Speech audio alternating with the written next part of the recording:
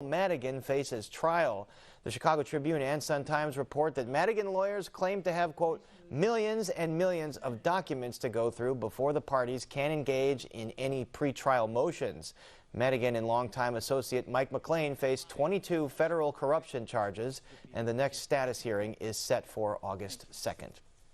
And now to our Week in Review panel. Joining us are Frank Main of the Chicago Sun-Times, Mariah Woelfel of WBEZ, Hannah Meisel of NPR Illinois, and our own Amanda Vinicky. And let's get right into it. Mayor Lori Lightfoot named the city's next top watchdog. She is Deborah Witzberg, former Deputy Inspector General for Public Safety. She replaces Joe Ferguson, who stepped down as Inspector General nearly a half a year ago. Lightfoot says that Witzberg is the right person for the job. The work needs to speak for itself. And I think she gets that. I think she's got a lot of good ideas on how to improve efficiency within the IG's office itself. We're going to be working with the City Council, I think, to be better.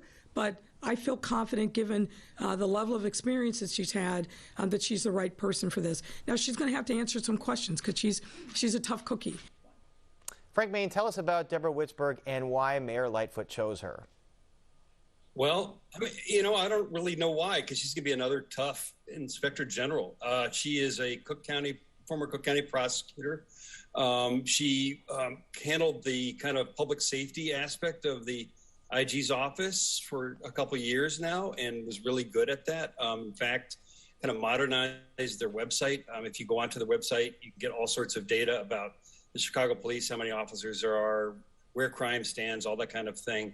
And she kind of shepherded through some pretty big studies while she was there. One of the things that everybody probably will remember is the study about the shot spotter cameras, and they looked at these gunshot detection devices and said, well, it doesn't look like for all the $30 or $40 million we're spending on this that we're getting the bang for our buck. Sorry about the pun. But I think she's going to be another tough IG following in the footsteps of Ferguson. And, you'd think that a mayor might not want to get another tough IG at this point. Right. She had a lot of problems with Ferguson and some of the investigations Ferguson did. Go ahead, Amanda.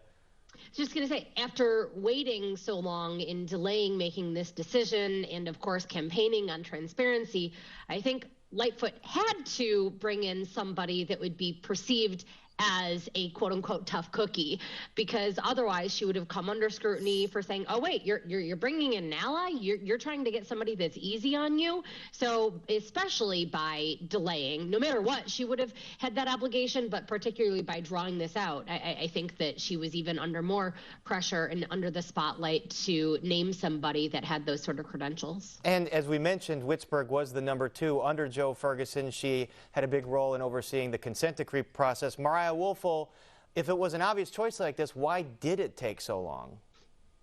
Well, I think that, it was a very drawn-out process that also played out publicly with a clash between Mayor Lori Lightfoot and former Inspector General Joe Ferguson. I think that, as Amanda was saying, it might have looked a little bit wonky for Lightfoot to choose a pick that would have been more favorable to her after she had said, the next Inspector General, what I hope for them is that they will stay in their lane, kind of alluding to the relationship that she had with Ferguson. She had a 5-member committee choose Witzberg, and it took 5.5 months to do it.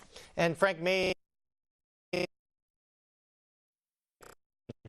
ordinance, those of us that have covered City Hall for a long time know how many years it took to get that office to have significant power, especially over City Council. So what does she mean by tweaks that she wants to see? I mean, that is the key thing that I saw when she was talking about this, and I have no idea what that means. Normally it means they want to gut the ordinance, but I have no idea if that's what she means by that. If they want, by tweaking, can they remove some of the power that she has now to investigate the city, or are they talking about more benign changes? I don't really know. We'll have to see. Or even better ones with more information being able to be made public. Right. That'd be How great. interesting and great would that be? Yeah. When reports are released, which are tweaks that Lightfoot has made to the ordinance previously, but what reports get released and when, more specifics on that. Right, it's important to remind viewers that a lot of times reports are only released when the agencies that are subject to these investigations agree to release them, so perhaps that will change. Hannah Mizell, as we mentioned, Lightfoot had her battles with Joe Ferguson. Do you think she's going to have similar battles with Witzberg? Yeah, she certainly did.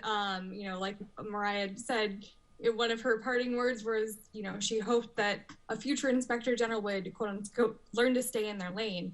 You know, you would naturally want to have some tension between a city's inspector general or any kind of governmental inspector general and the top executives. You know, you don't want that relationship to be cozy because that person's supposed to be investigating what happens.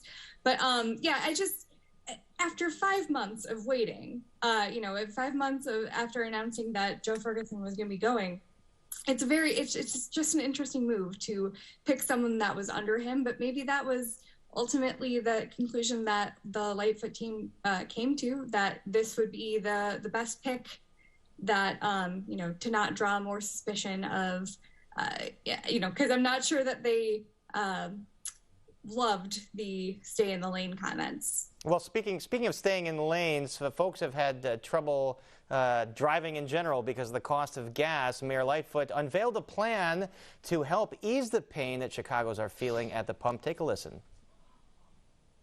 We're literally going to pull from a lottery, and then we'll start rolling this out. And the thing that to also keep in mind is not going to happen all at once. We want to make sure, because we, you know, unfortunately, we think that these escalated gas prices are going to continue into the summer months. So we want to make sure that we're giving people relief through the course of the summer.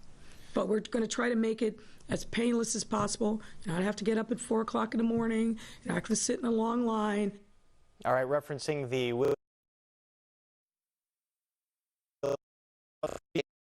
$150 gas cards, Mariah Woelfel, who's going to get them?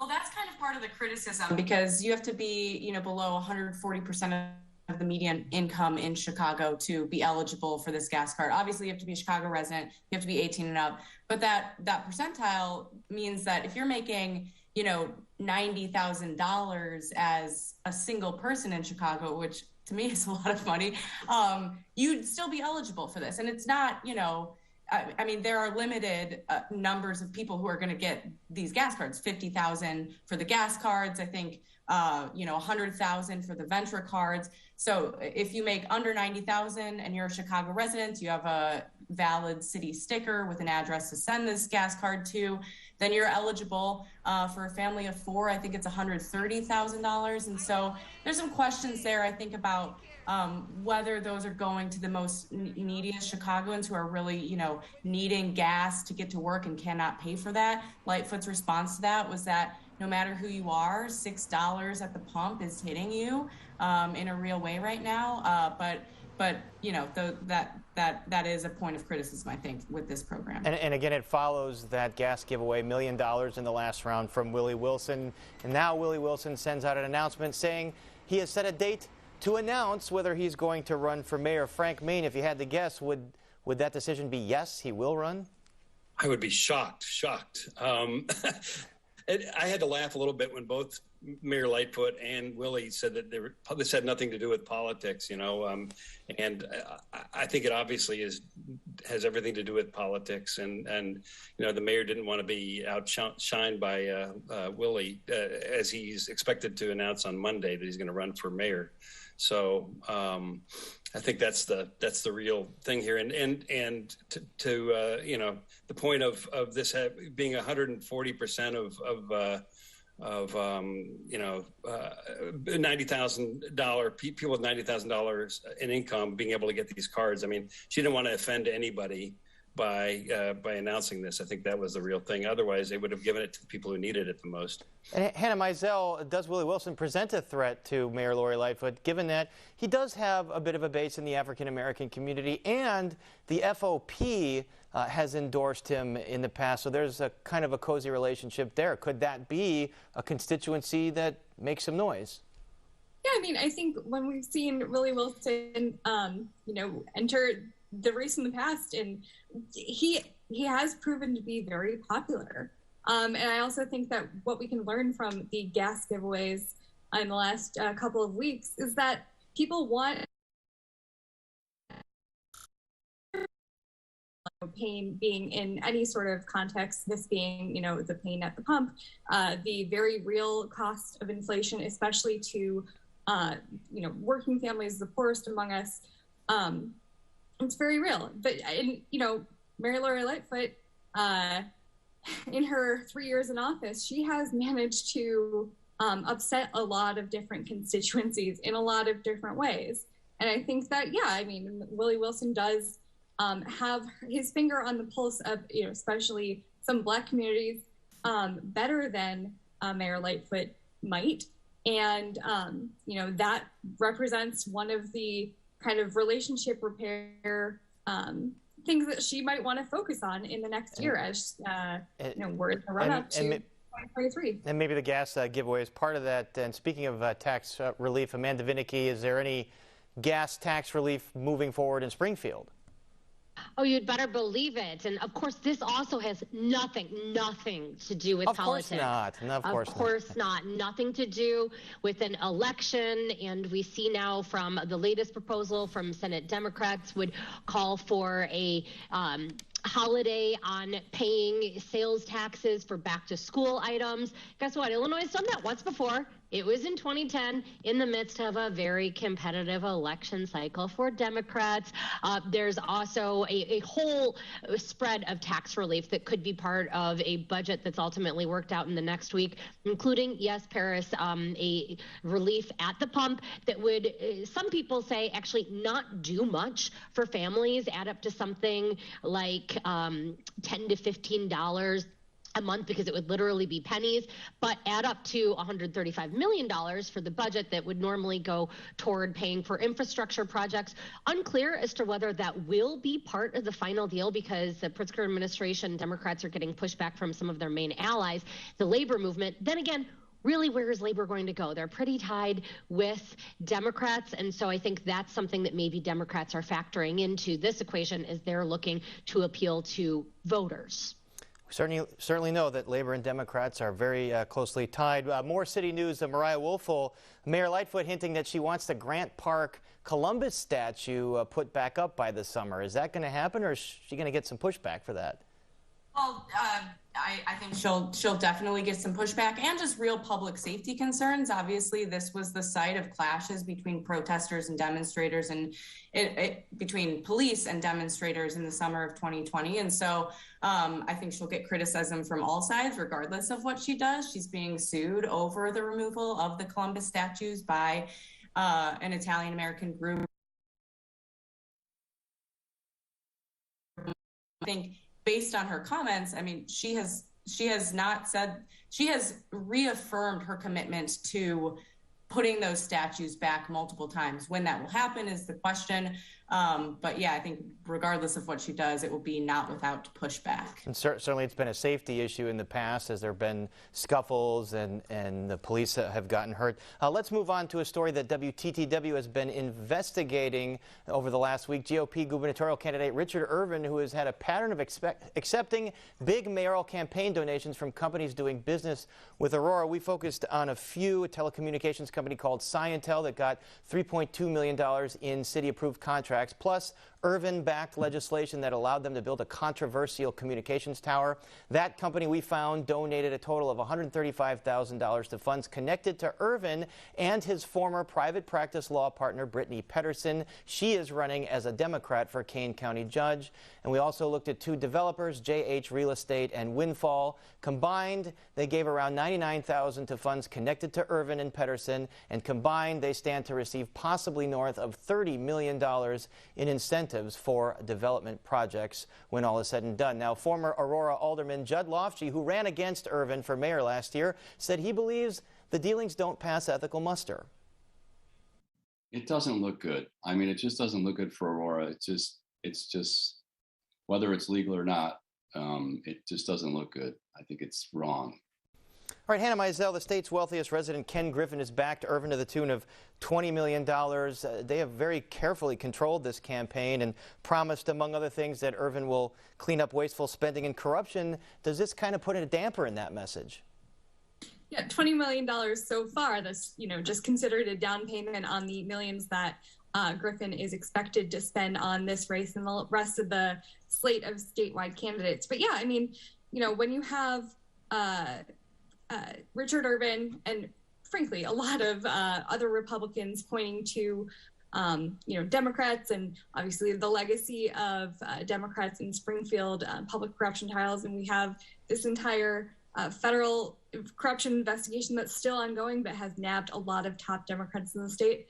It is hard. There's going to be some finger pointing if Irvin does this. I mean, to solicit campaign donations and then to turn around and have contracts go to those who donated.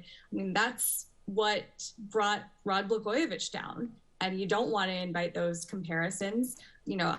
Paris did a good job with this story. This is also built upon work from 2018 that the Aurora Beacon News reported on.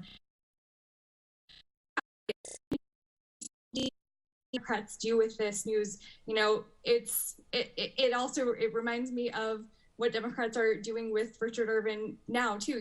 Republicans have made crime a huge issue for Democrats this election cycle, and this week the Democratic Governors Association, which by the way Governor J.B. Pritzker has been a major funder of in the pretty recent past, they put out an ad saying that, Richard Irvin in his career as a defense attorney after he was a prosecutor, helped the most heinous of criminals get back on the streets. And, that's an issue that it serves to kind of to make the crime issue, even bigger than it was. And so it's going to be really interesting. I wonder what Democrats will do with this new piece of reporting. And certainly interesting that Democrats choose to get involved in a Republican primary like this, as you mentioned, by putting out ads. And I want to go back to some of the things we were looking at. The Irvin campaign told us in a prepared statement that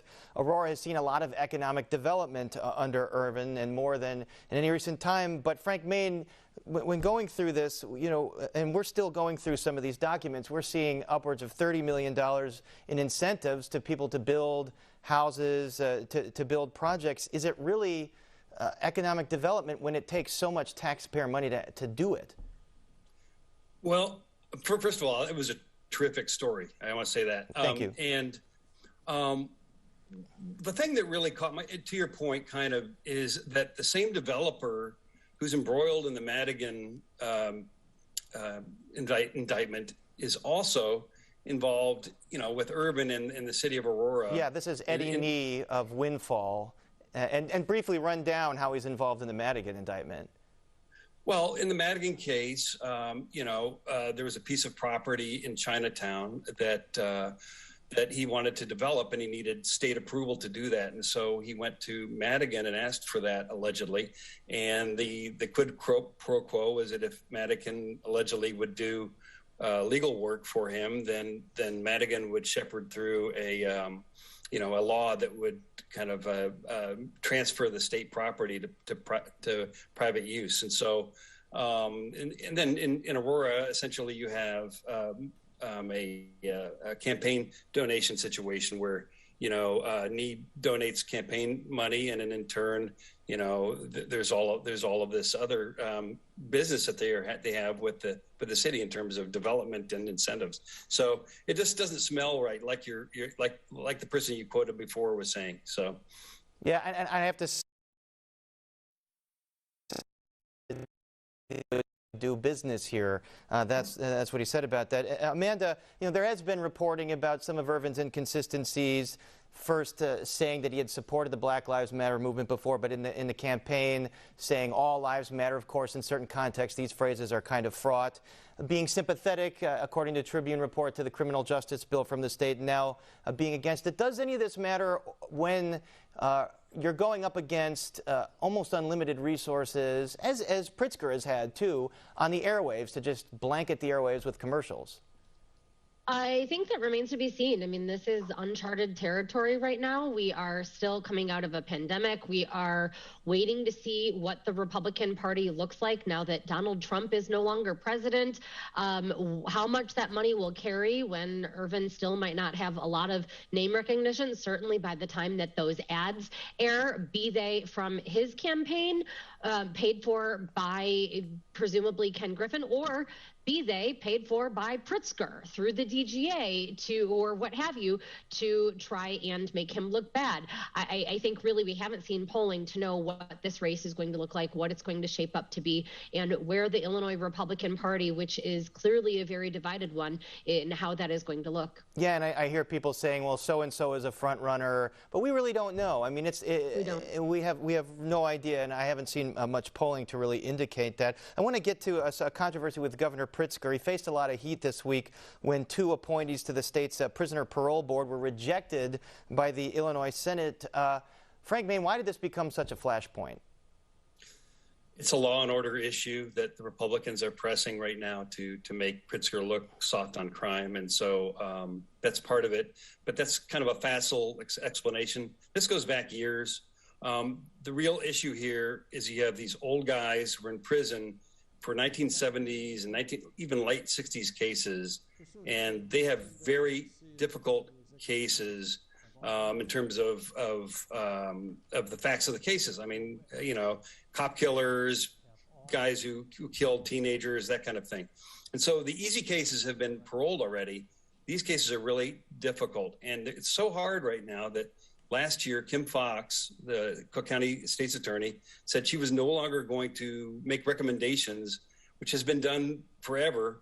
She's not going to make any more recommendations to the parole board about what to do in these cases, because she's damned if she does and damned if she doesn't, right? So flash forward to this week. I mean, in the last month, we've actually had 4 of Pritzker's nominees go down. I mean, there were 2 this week, 1 last week, and then 1 was pulled, earlier. And Republicans were upset with the way they had voted on not only cop killing cases, but some other controversial cases. And what was interesting about this, especially in the case of Eleanor Wilson, who was surprisingly voted down by a big number, it was like 31 to 15 against her in the Senate. And this was Monday. A bipartisan vote, as I understand. It was 10 Democrats crossed over to vote with the Republicans in that one. And so it is also an indication, I think, in a very broad stroke way, that the constituents are pushing back on these big criminal justice reforms right now. And this is one way for some of the Democrats to show their constituents that, you know, they're with them on this, that maybe we went too far. The pendulum swung too far. And so yeah, it was a really surprising thing to some people in Springfield, I think, that the governor allowed this appointee to essentially sit there and get pilloried before they had this lopsided vote against her. Certainly a fraud issue, and something that's going to be central in this race. And Frank, there's also news today that the FBI is now investigating an alleged ghost payrolling scheme in the Cook County Sheriff's Office. I didn't see Sheriff Dart's name implicated or anything, but I mean, he's the sheriff. Is he in hot water over this? No, I mean, for about a year now, it seems, at least last year they started investigating this thing, and it's in their internal affairs operation right now. They're saying very, very little about it at the sheriff's office. Essentially, they're saying, yeah, we started investigating this thing, and the FBI was brought in to help us investigate this thing. What it essentially is a ghost payroll scheme in which about 9 or so, from what we hear, sheriff's officials were supposedly moonlighting in a security job, but they actually weren't. They were doing it on the sheriff's dime, and so that's all alleged. And it involved this security company called Blue Star Security. Frank, sorry, we're out of time. We do have to go. Thank you very much for explaining that. And baseball is back next week. That's a good thing. Our thanks to Frank Main, Mariah Woelfel, Hannah Mizell, and Amanda Vinicky. And that is our show for this Friday night. We're back at 7 o'clock next week. And now for the Week in Review, I'm Paris Schutz. Thank you all so much for watching. Stay healthy and safe, and have a great weekend.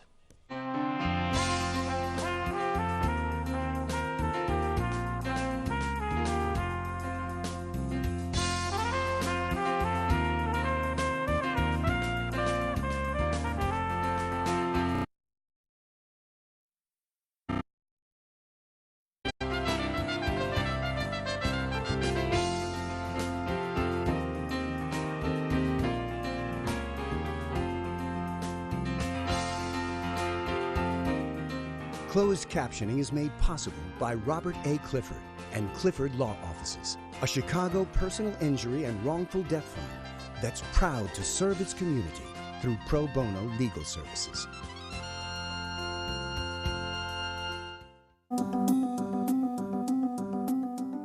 She was a daughter of Chicago's Democratic political machine. Jane was tough in essentially an all-male domain. This woman was going to assume the desk of Mayor Daley? Not possible. She promised to fight for one Chicago, to fight anyone who stood in her way. I think your questions are both insulting and stupid. Excuse me. Jane Byrne on Chicago Stories. Friday at 8 on WTTW.